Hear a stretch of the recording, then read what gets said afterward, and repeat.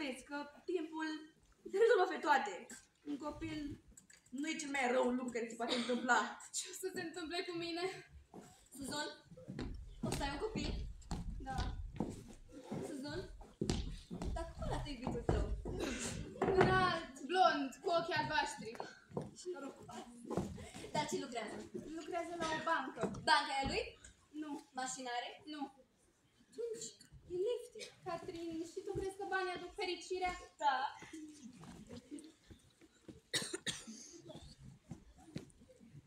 Nu.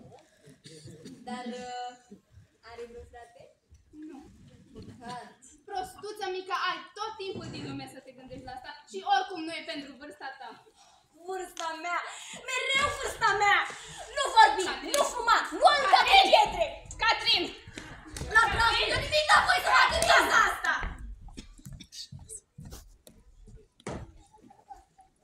Bietele animale! Ce-ați având cu ele?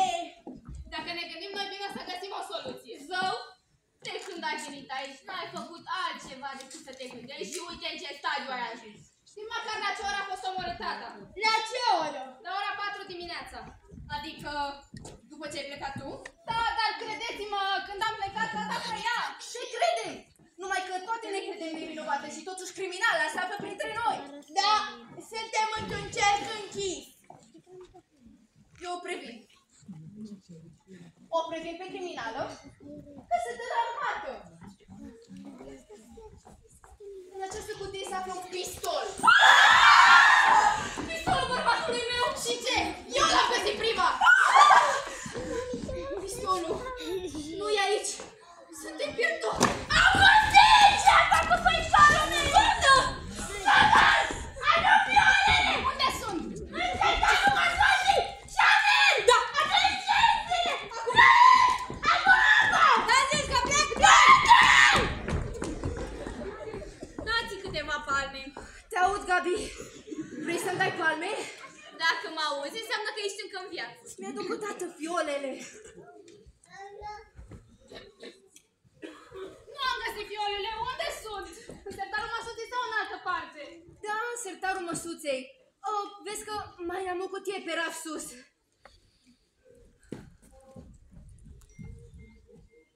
Poate le schimba locul, puișorule. Mamă, de ce să le schimb?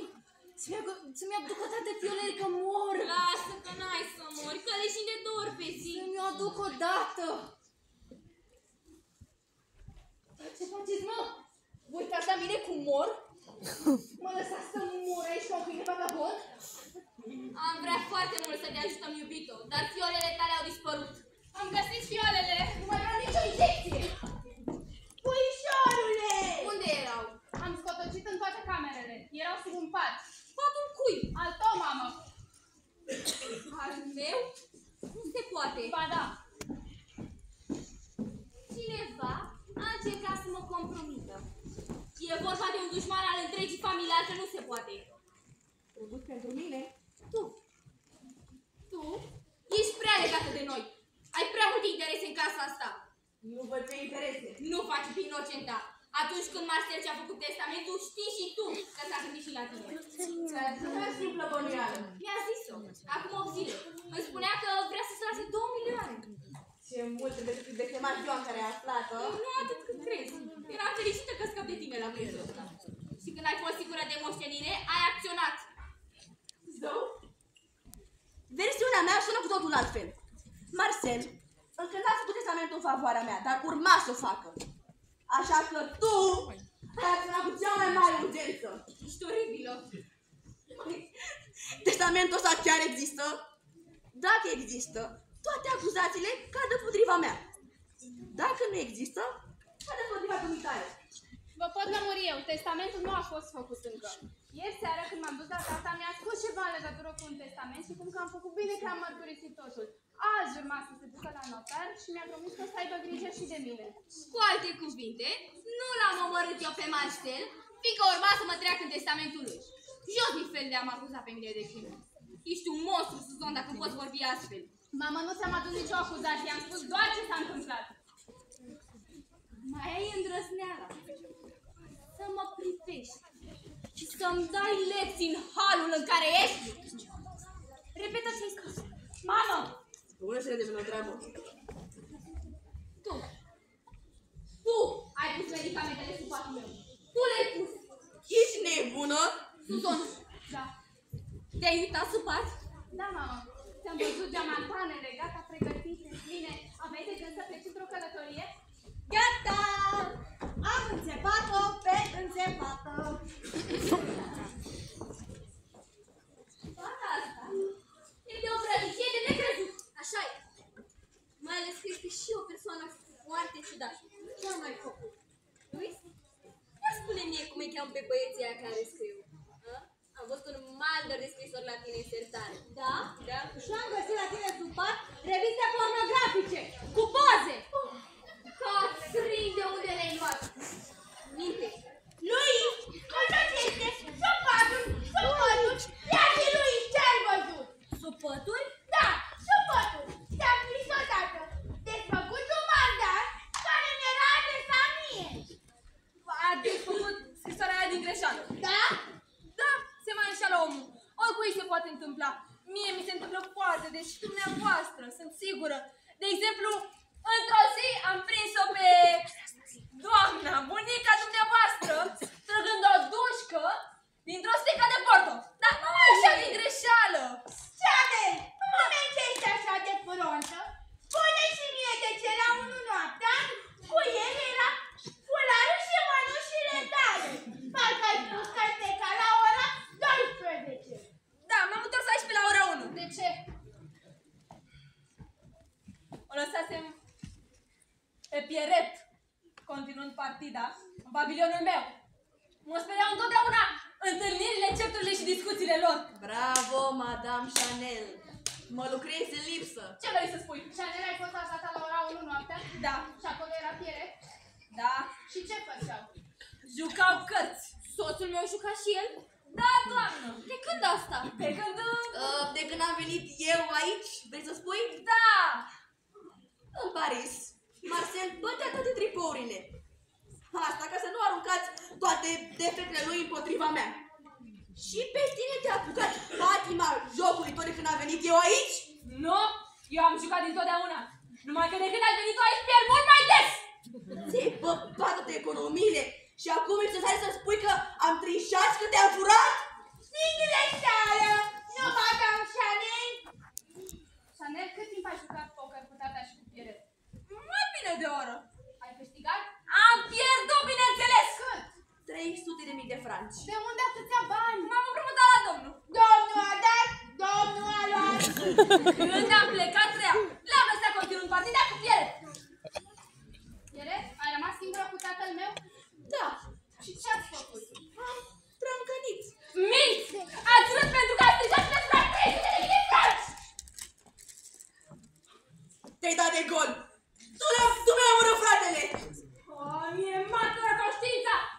Eu nu am fugit și m-am refugiat în provincie ca să scap de urmărire după o afacere ilegală! Gazdele!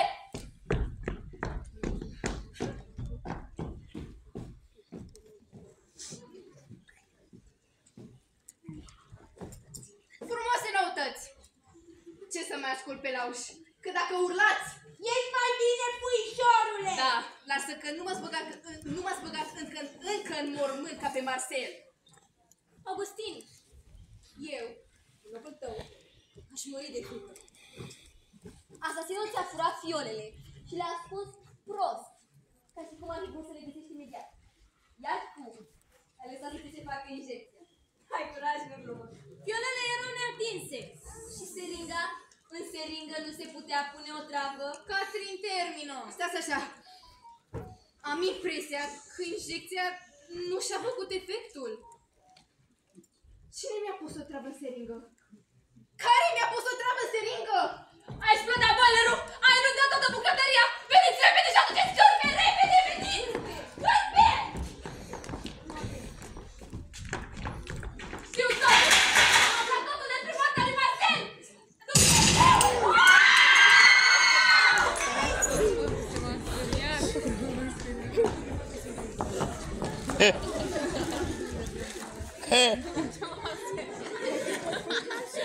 Nu mai nimeni. Ia să văd ce să mai ia.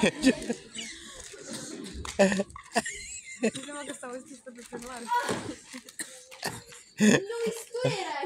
Nu sunt pe doamnișoara Augusti. Ia loc. Ai mai făcut ceva de mâncare? Nu.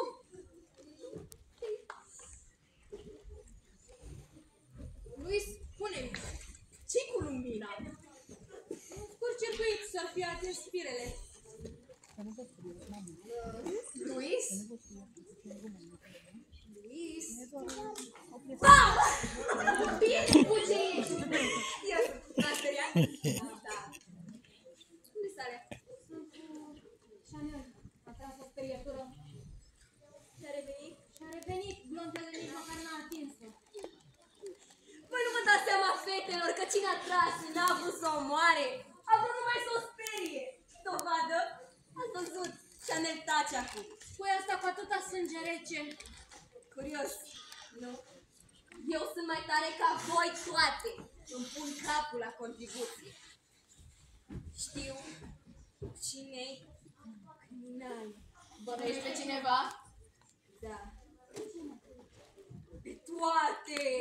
Domnișoara vrea doar să ne sperie. Bineînțeles, un copil fermecător. Doriți să vă mai ajut cu ceva în această anchetă a dumneavoastră? Da. Ia.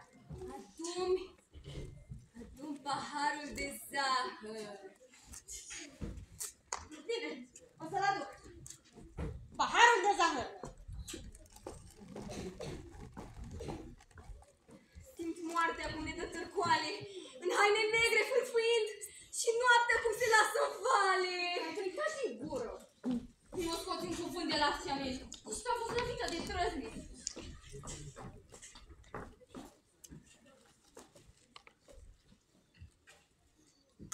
Pieret, unde e?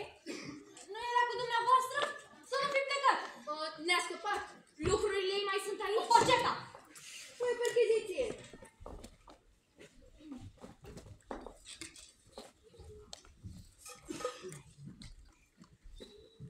E un pistol. Pistolul lui Marcel. Ia uite-mă! Și mie mi-era frică să nu fie una dintre voi. Pieret s-a certat aseară cu Marcel. L-a omorât și în loc să-i ducă acasă așa cum ne-a spus nouă, a așteptat cu răbdare momentul în care să-și facă aici apariția sub pretextul unui telefon misterios. Venind încoace, a otrăvit câinii și a intimidat-o pe prietena ei Chanel, care știa prea multe. Doamne, cafeaua! Am văzut-o pe domnișoara Pieret singură în bucătărie și am lăsat-o în fața ebricului. Suntem otrăvite! Noapte, noapte! Vreau să mor! Vreau să mor cum a murit câinii! Nu va avea noapte! Se întoarce Pieret! Se întoarce să ne achite! Trebuie să ne calmăm! Da, trebuie să o așteptăm liniștite. Când vine, îi dăm să bea din cafea. Dacă nu vrea să bea, înseamnă că e vinovat. Eu nu pot să stau liniștit!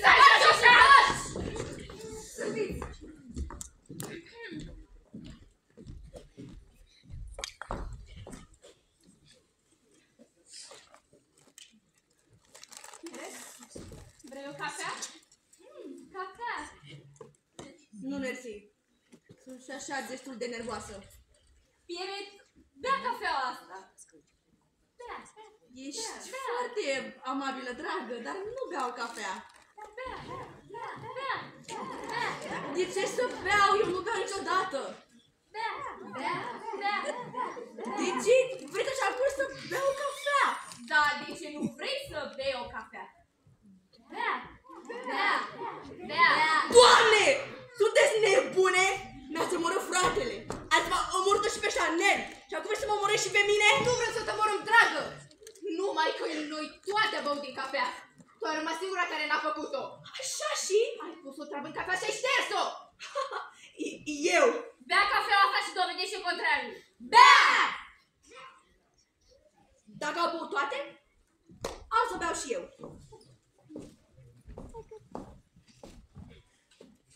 Stop! Nici Luis nu a băut. Ba da, la bucătărie. La bucătărie, Luis, dar nu ai de față cu noi.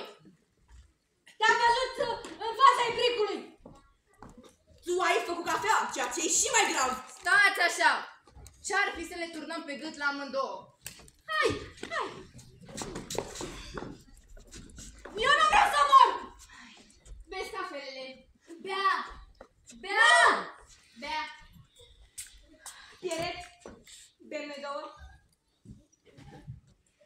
Catrin. Bem. Catrin, nu. Catrin. Catrin. Catrin, nu. Bei.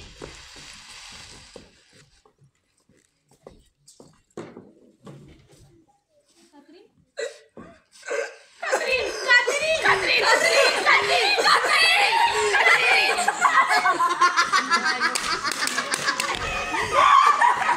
Ți-a plăcut, Pieret?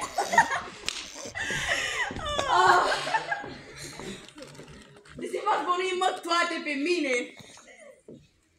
Uite, pentru asta te-am bănuit. L-am găsit la tine în poșetă.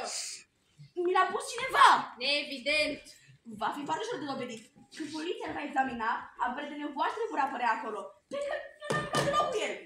Trebuie să anunțăm poliția. Trebuie să ieșim de aici neapărat, altfel nu mai avem nicio șansă. Cum? Poarta e blocată. Eu zic să stărim gardul, dar la țin scara grădinarului. Eu zic să încercăm, hai! Hai, mami, să sărim. Eu nu sar! Eu nu sar! Eu vă fac doar galerie! Mama, e focul pe tine. Că le face galeria.